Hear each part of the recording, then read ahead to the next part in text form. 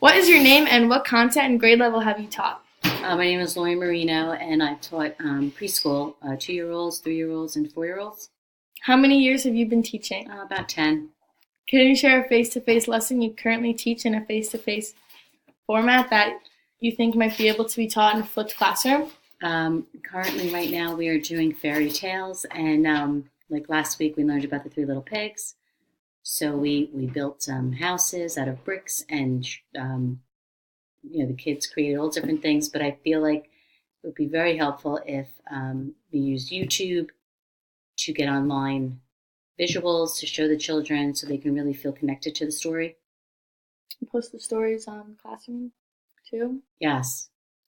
So how is the experience being interviewed using this communication medium? It's very helpful and informative, and the children love to see, visual effects of it.